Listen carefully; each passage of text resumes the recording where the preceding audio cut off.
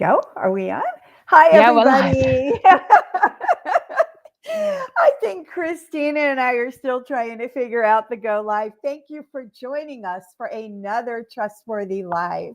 We are so excited to be here today, mostly because we love connecting with each other and our audiences about what is so important to us, which is building trust in this crazy, chaotic world that we seem to live in.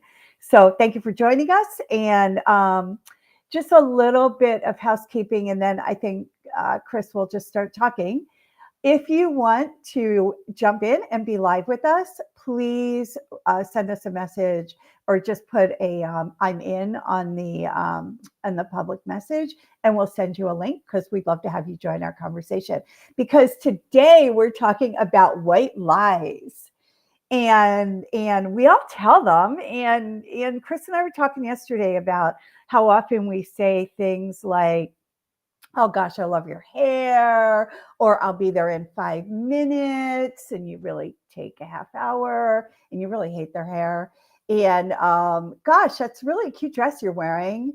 Or I'll give you my report at work. Like I'll have it to you in 5 minutes and it takes longer. So we seem to, research shows white lies happen 1 to 2 times a day. So because it's so prevalent in everything we do, that's kind of what we want to try to unpack today with our audience. So in the meantime, let's just start with the how are you? How you doing, Chris?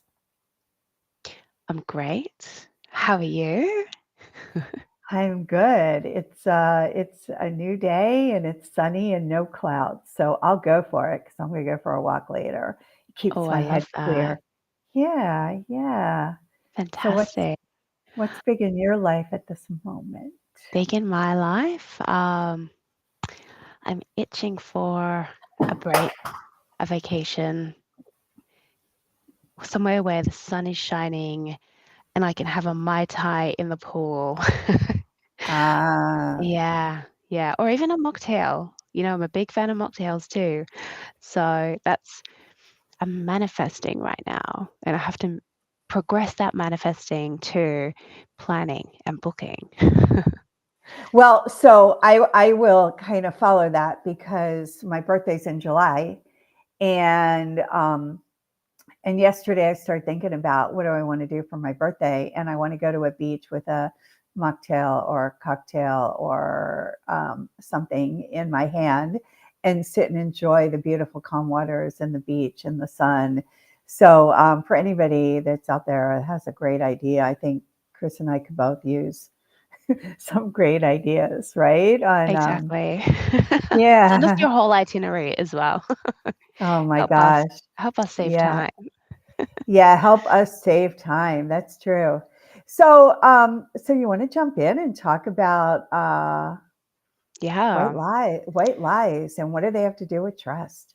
So I think it's an interesting topic because I was speaking about the topic with my mom yesterday, trying to think about like what is the scope or the parameter of a white lie. We are allowed to have some things that are just for us, right? We are allowed um, to keep things to ourselves. We don't have to divulge absolutely everything about us, right? But I think there is a difference between the intention of a white lie versus discretion. Like, I'm just going to use discretion, or this is private to me. I don't necessarily want to reveal everything right now. And I think we were kind of struggling with that a little bit because how do you measure intentionality?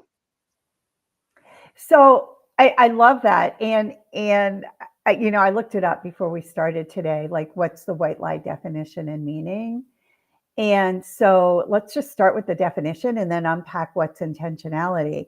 So what it says, what Britannica says, Cambridge says, a white lie is a lie that's small or it's meaning it's a lie that's small or unimportant matter. So it relates to a very small, very unimportant matter that you tell to avoid hurting a feeling. You don't want to hurt somebody. So therefore, you tell this white lie. So if I tell you, if I really hate your hair and I hate the way it looks, I don't, by the way. But is that a white lie? Like, how do we know, right? So So if we tell it, I think it's because we don't know what else to do and we want to make somebody feel good. We don't want you to worry about the deliverable at work where you're going to get it on time. I'm going to tell you you're going to get it when you're going to get it. I think I intend on getting it to you. I think I intend on being truthful to that statement. Mm, But am I? that's a really good point. I mean, What capture the intent, right? intent. I like how you worded it. It's to avoid telling a white lie is to avoid hurting someone else's feelings. And I guess my immediate response is, why do we avoid telling people honestly what we think? And if it is a personal opinion versus a fact, for example, we can word it in a way so they understand it's our opinion or we would have done it differently, for example. But is it this people pleasing tendency that so much of us have? Well, think about it. That's true. Why do I have to mention your hair at all? Or why do I have to mention, you know, there's something that says I'll be there in 5 minutes and I'll be, or when I can't be there. So part of it is really grounding ourselves and understanding what's real for us and what we actually can do or not do and staying in touch with that. And so we're all rushing so much and running from thing to thing. I think I'm going to be there in 5 minutes, but like realistically, I've got, 5 people, asking me for things. I've got emails coming in. I've got dinner on the stove. And I've got, because I'm working at home, and I've got all this stuff going on. There's no logical way for me to be there in 5 minutes, but I know that's the expectation. So I tell you that. So that's one thing. Like you need to know when I'm going to get there, and I need to realistically manage your expectation by communicating honestly. But why am I mentioning your hair and your dress and your, or somebody mentions go to Barbados on vacation and I'd say, I'd love that when I really hate beaches. Like, why? I don't need to say that, right? So why do we say Yeah. that? Hmm. You and I both studied neuroscience and psychology, and I really think it's got to do with some of our like most um primal might be the wrong word to use, but kind of those instincts of wanting to build belonging and familiarity and trying to get grace from someone else. So I don't know if I say, oh great, oh Susan, you look great today, blah blah blah blah blah. Like, "Oh, I love your glasses, I love the color of your sweater, it looks great. I'm so sorry I was late." So I've almost given you a way to misdirect your energy in case you were upset with me that I was late. Like that could be a thing, but it also helps us to disarm the conversation and you warm up to me. Like maybe you have a little bit more grace for me because I just told you how wonderful you are. Yeah, now I forgive you for everything. Tell me you like what I'm wearing and like you're in. I was looking at the Edelman Barometer and it says 59% of people say that once trust is broken, it's hard to rebuild. So like if we ground this in some data, so if I know that you're not, so being trusting or trustworthy is about being consistent and authentic and honest and in doing and in saying what you're going to say when you say you're going to deliver it. So if 59% of people say once it's broken, it's hard to get back. Yeah. And and we know based on the nature of neuroscience, and if I could find the chat, honestly, I would put this research in there, but I can't find it. It says dishonesty increases over time. So when Mm, dishonesty increases over time with repetition, and it's hard to break trust. Think about it. If I know that you're always going to tell me something that you probably don't mean in a white lie, then I start not trusting you. And it's like, oh yeah, what you always say that, or yeah, do you really mean that? No, you can't. I know, we all know when we look like crap, right? I mean, we Right. all know It's true. when we're going to be late. Like I remember I was helping out at a marathon, and we were at the 17th mile, and we were giving out water.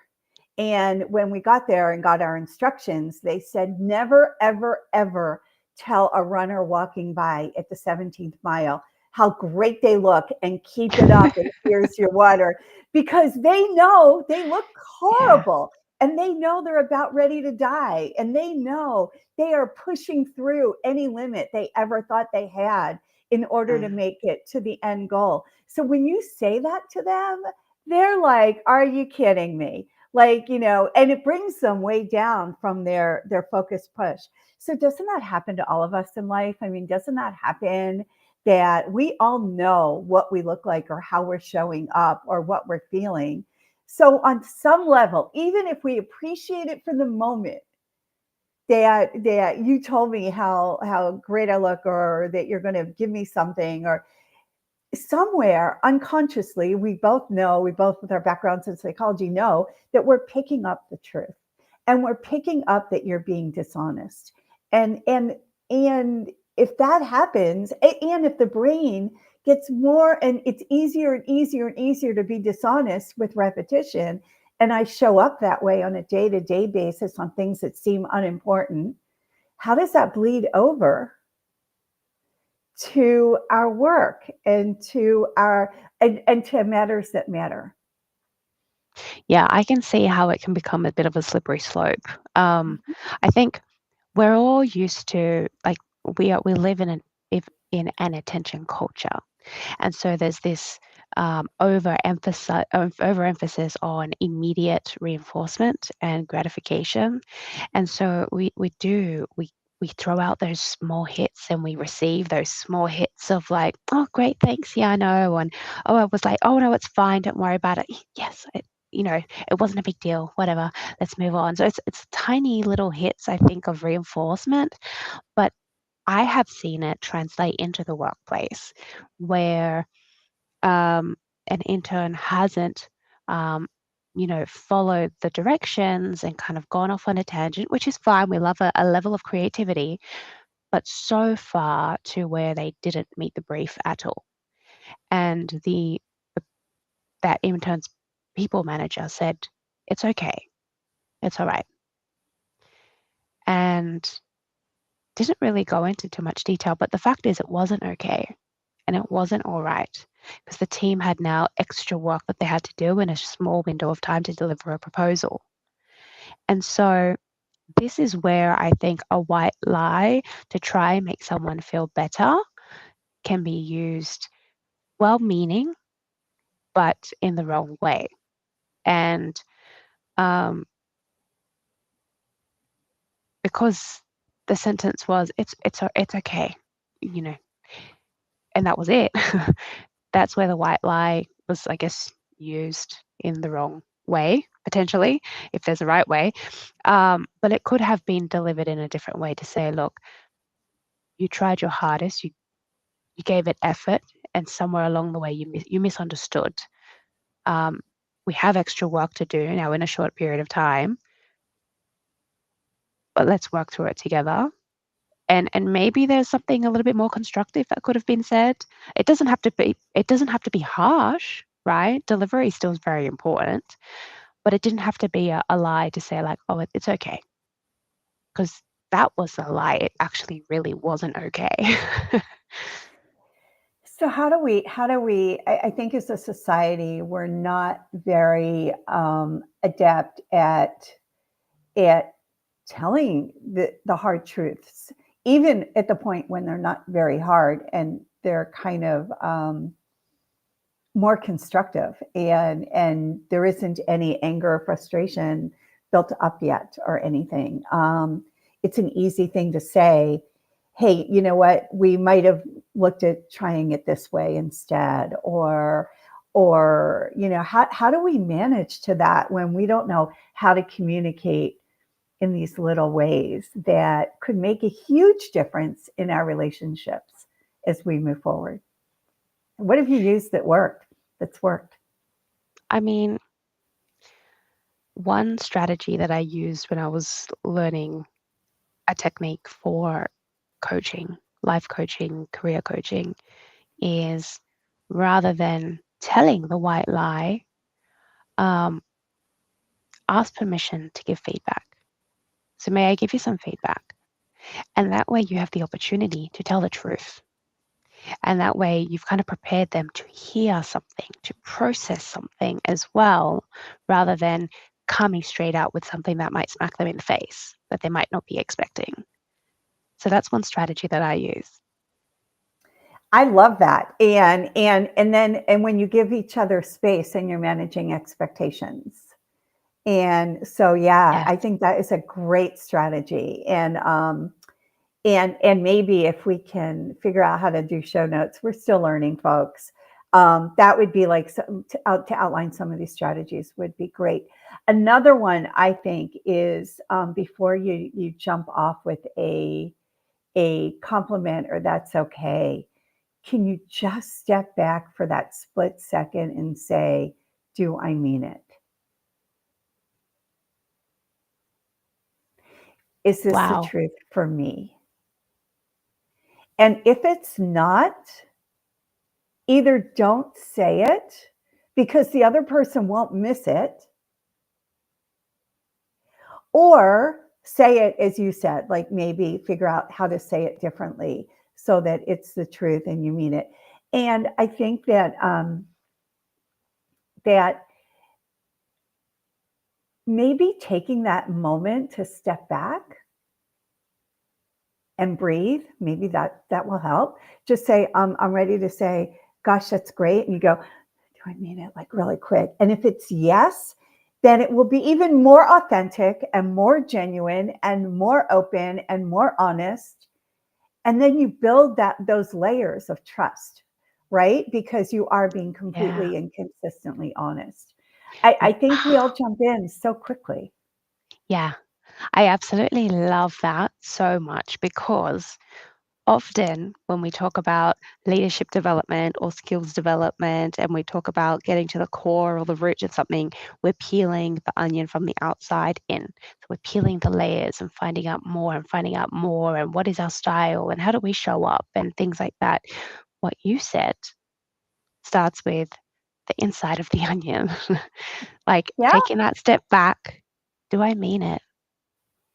Before you then start to layer different layers of that feedback onion. Whether you continue down that path or whether you say, well, hold on a minute, how might I deliver this a different way, but in a truthful way? because for that moment of immediate gratification, you might have made that person feel better at the moment, or you held them off for a moment. Over time, you're training your brain that it's okay to lie. And over time, people will find you out. I mean, people will stop believing because, again, we all know how we're all showing up. I think we shouldn't minimize that. And so, yeah, so I think that starting with the inside of the onion is a really good idea. Should we call it the inside of an apple? Oh, you don't peel an The apple. core of the What's core of an the apple. core of an apple? I don't know. An onion is so bitter and sweet, and I love onions, and I eat, but it is. We always use that metaphor of peeling an onion, right? And I That's wonder true. how that happened. That's true. That's true. I I like that. We're thinking about the metaphors, right? We're thinking about how this might come to life for other people. And I'm curious to find out if other people use different metaphors for the same type of thing, because things resonate differently for different people. Um, but I think, okay, so here's another white lie that I always say out loud. So maybe this might sound awful, but I'm going to say it anyway because it's the truth. I will watch Australian Idol or I will watch American Idol and, they go through all the auditions and sometimes I think, "Oh my goodness, does this person not have any friends to, like, to warn them, Tell or to 'em. to tell them, like, you might need a couple more lessons before you go in for this audition. Um, and I thought, I wonder how many white lies, how many people told them, "You're great, you're fantastic, you sound like Adele, or you sound like Beyonce, or you sound like an angel." Like, I'm wondering, like, that's when a white lie can just go so wrong. And I think that you can take that into even our work and our professions and our careers. Because how many times have I done a podcast or a webinar or publicly spoke? And what do I want to hear afterwards when I send out the video to everybody and say, "Hey, take a listen"? Isn't And I want to hear how great I was, right? And how wonderful it was, and how inspiring it was. Um, and honestly, that's what I hear. And then you think, well, I couldn't have been that good, or there had to have been some ideas that would have made it better. So yeah, I mean, it's not just on the voice, it's how often do we show up, or even when we're doing a proposal pitch, or we're doing a presentation to the I once had the opportunity to present the state of real estate and technology to a Fortune 100 board of directors. And I was really coached, and that was a big deal. It was probably one of the biggest, even though it wasn't to a huge group of people, biggest presentations I ever gave in my life, and the most meaningful, and the scariest, and I felt the most vulnerable. And I need it for no other reason that all my managers and were all like spending a huge amount of time prepping me, thinking I needed all that prep, made me even more nervous, right? And and they all said it went really well, but then you think, did it? Because we're all our best self critics. So we start like criticizing, well, I could have done this or I could have said that. And I know in my heart it went well. But but I do think you're right. There are other times where we show up based on what other people are saying. You'll be great. Go out and get it. And then research also shows, since we do know who we are, and we do know how we show up, and we do know that somebody on some level is lying to us or not in that white lie, when do we start feeling manipulated? Like, when do we start? Because research shows that the more you start realizing that it is a white lie, then you start saying, well, are they I'm feeling manipulated, like they're making me go out and do this when maybe I wasn't ready, or maybe they didn't mean it, and maybe they really hate that, or they say they're going to be at a meeting at 10 o'clock and they always show up at 10:10, and they say something happened. Did it really happen, or do they just run late, and why don't they just say it? So how do we end up dealing with feeling manipulated over these 1 to 2 white lies that everybody says every day? That's so true.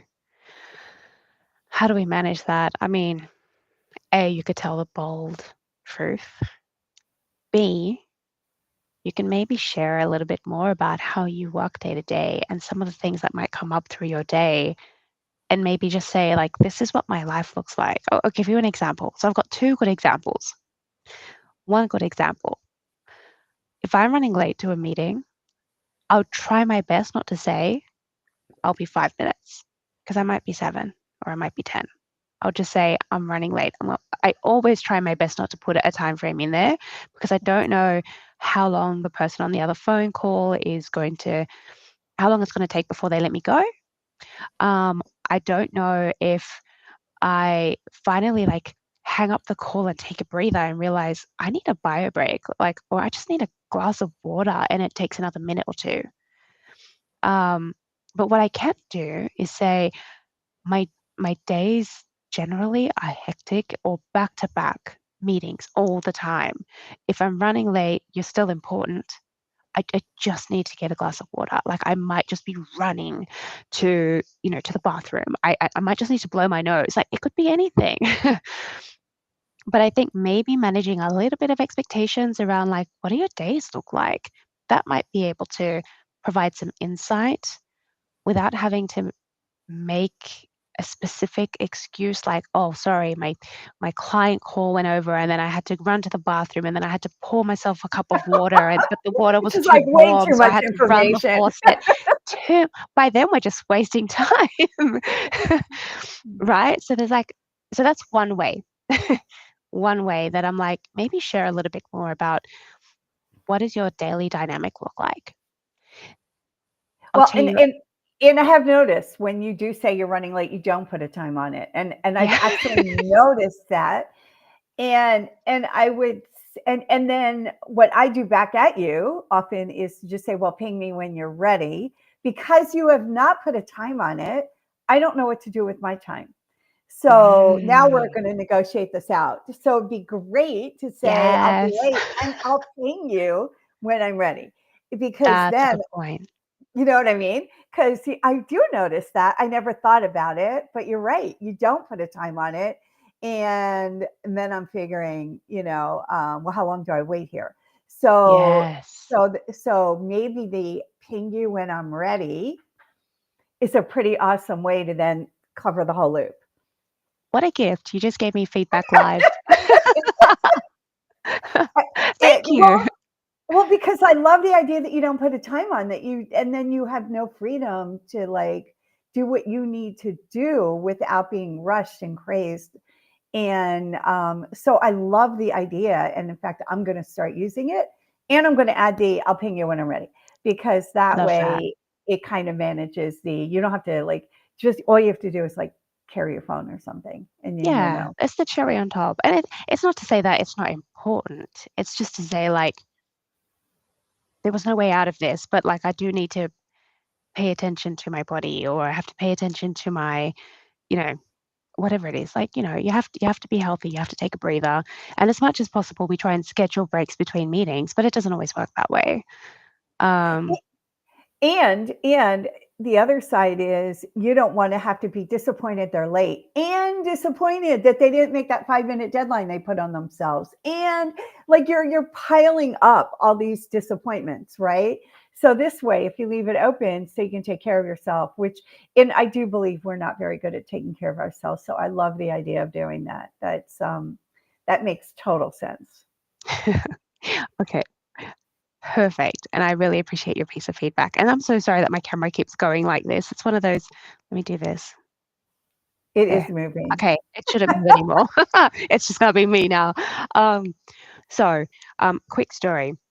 I one of my first jobs when I moved to New York, I've been here now 10 years. One of my first jobs, I was just getting settled. I'd moved into a new apartment. I was trying to kind of make it feel like a home. And um, one morning, early morning, I woke up because my alarm went off for work. And I realized I was having the most incredible dream. Like I woke up and I was like, wow, like that's a great dream. And I really wanted to know what was going to happen next. So I went back to sleep. Went back to sleep. I knew I didn't have any meetings that morning. It was just, work, catching up with work and to-do lists and sending out some emails. But I knew I wasn't going to leave anyone hanging. So I was like, oh, I need to figure out what's going to happen next in this dream. Went back to sleep. I was probably about an hour and a half late for work. I did text my team the minute I woke up and said, hey, my next train, I'll probably be there around this time. Sorry, I'm running late. When I got there, they were like, what happened? Was it just a lot of, like train work happening in the subways? And I could have said yes, but I didn't. I said to them, I had the most incredible dream that I had to go to back to sleep and find out what happened. And they all burst out laughing.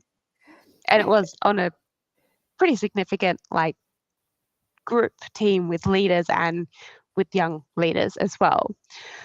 And I shared it. They laughed and they said, are you joking? I said, no, no, no, I'm being serious. And then maybe they thought I was crazy or something. All day, it became the icebreaker. So, what did you dream about? Like, That's what I tell me want to more know. about that. Does anyone else have great dreams like that? Um, Now, it didn't happen more than that one time, but I told the truth. I'm thankful that no one treated me any differently or treated me like I was a young, irresponsible person.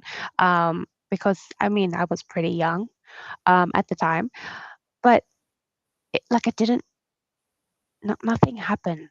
Like no Well, one actually, was. something did happen. They connected with you on a very human level. Mm, You showed up as not just their coworker who is put on a team with them to get a job done. You showed up as a human being and you related mm, something that they probably all had been involved in at some point with great dreams. We've all had great dreams. And you actually spoke your truth. And I think that's beautiful. And I think we should all do more things like that, right? yeah, I mean, it was very honest. I don't know if I would say that out loud again now. Why is that? That's interesting. Why? That's because there was a really cool outcome to that. So why do you think that? I think it's I think it's because I've got more responsibility and more global calls. So I know that I could have a 6 a.m. call, I could have a 10 a.m. call as my first meeting, but I have a lot more going on where people are waiting on me, where they're waiting on my input, my review, my markups, in conversations. Um, and so I know there's a lot more on the line, and I would hate for anyone to think that they were not important, because people show up every day to work to put their best foot forward. Everyone shows up to do their best job, and I want to be a team player.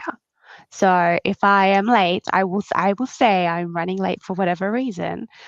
Um, but I don't even know whether I'd make that choice again.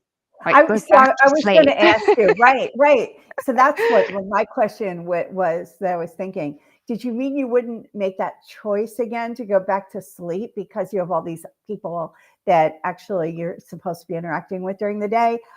Or is it that you would just say, sorry, I was late?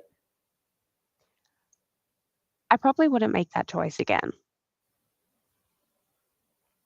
Because I'll tell you Yeah. something else I've learned in business and over time, and then I do think we might need to wrap up.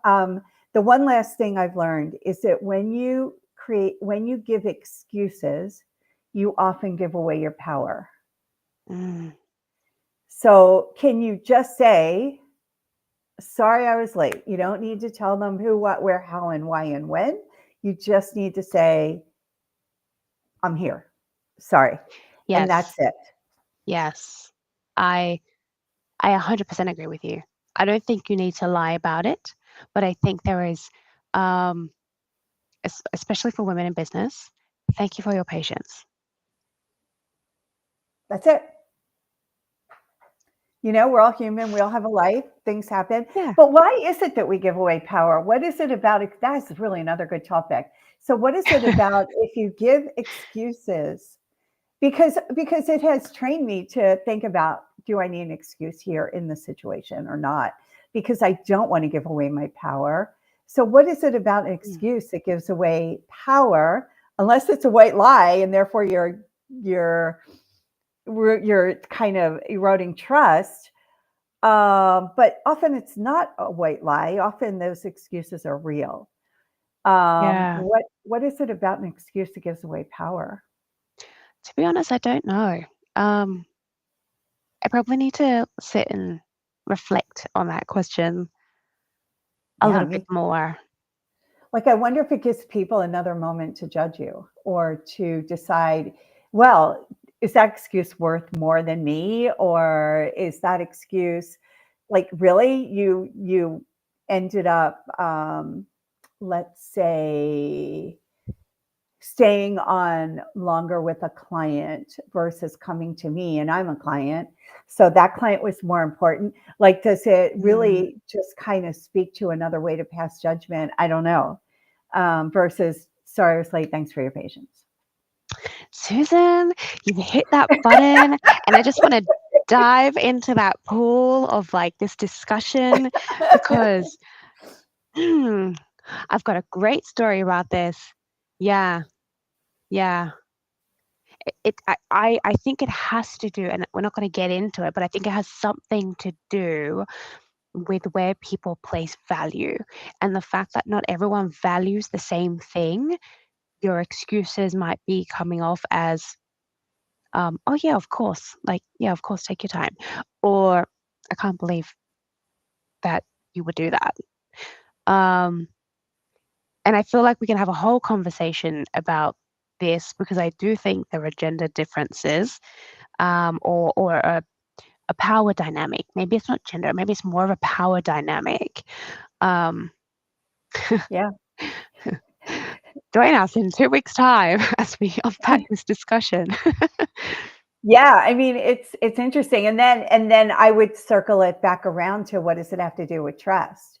Mm, Because, we're talking about white lies and excuses and power and trust, yeah, and they somehow all seem to be interrelated. Again, because once you I break do. trust, it's really hard to get it back.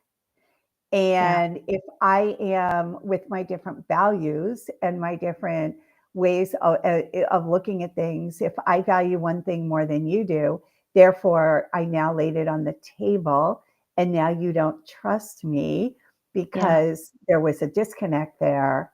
Am I giving you more information than I needed to give you at that moment? right. Yeah. Like less is best. Yeah, less is best. I mean, in a situation where you are running late, it's good to have a short acknowledgement and move on, and now bring the focus to what you're here to do. Exactly, right? Yeah, Yeah. yeah. So I agree, less is best, but where a white lie can not be a lie and actually be constructive and be a great conversation, be generous with your words. Yeah, and at least know that you're doing it and why. I mean, somehow if lying becomes more prominent with repetition, and you just get more at ease with it, at least if you go back to that beginning conversation, step back, breathe, and say, "Do I mean it?" And be intentional. Does that matter? Even if you're intentional on a lie to make somebody feel better. I'm not Mm, sure. I think I'm going to go about my day now and kind of track um, what I'm saying and why I'm saying it, and see what the outcome is for me. I think we should all do that. That's what I think our audience should do. It's really like look at our interactions when we're about ready to say something, stop, think, breathe. It's a split second. Do I mean this? Why am I saying this? And if you don't have to say it and it's a lie, even a white lie, just know that your audience or the person to whom you are saying that on some level knows that you're not telling them the truth. And therefore, over time, can you be trusted? I think we should all play with that. I think so too. I There is so much value in being a trustworthy person and being known as a trustworthy person. Um, Whether it's within your personal community or whether it's within your work community, like networking. Could you imagine if what you're known for is just being really trustworthy, Oh, just really upfront? Like, how beautiful is that? What a great way to make connections, build connections, nurture connections. Like, and those connections, again, whether it's business or whether it's, meeting a new friend. I mean, there's just so much more value in building trust intentionally by taking that step back right. versus let me tell a white lie and just to get them off Move my it back on. about this. Yeah. Okay. So with that, I think that is a beautiful way to like kind of say everybody go out and play with it. Life is your sandbox, and and test it and try it. In the meantime, I do know we're going to have to wrap up. I'd love for you to tell us a little bit about next Tuesday's incredible guest. so that we can tee up, Ram. So tell us a little bit about what we're going to have next Tuesday on our Trustworthy Oh, Live. I am super excited. So I don't know how many of you knows Ram, but Ram is a managing director at JLL, and I've had the opportunity to get to know him a little bit more personally through kind of work interactions. But he is an absolute master when it comes to AI. The connections he builds, he has this level of wisdom because he's not only sharing knowledge, he's not only helping to connect dots, but he's also trying to say like, so what? So what are we going to do with this? So what does this mean? And so next week, April 22nd at 10 a.m. Eastern, we're going to have Ram join us on the Trustworthy Live, and he's going to be talking about AI and what trust has got to do with AI. So to prepare for that, you'll see many posts. You'll see a LinkedIn invitation as well that you can also join, so you get notification when we're live. But we encourage you as well to share any questions that you might have on the Okay. topic of AI that we can ask Ram next week. So we're so excited, and yeah, he's just an I amazing love human being as well. So what more could we want? I love that. So thank you. And all of you, thanks for joining us today. Please have a trustworthy week. And on that, we're signing off. Thanks all. Adios.